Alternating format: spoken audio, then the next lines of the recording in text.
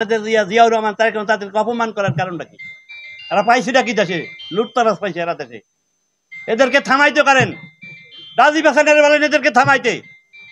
রাজীব হাসান তো থামাইতেছে না। এবারে দেশে এমপি হইবে, জনগণের শান্তিতে রাখবে। এমনই রাখে যে উচ্ছৃঙ্খল, থামাইবে কেমনি? এমপি কি করবে?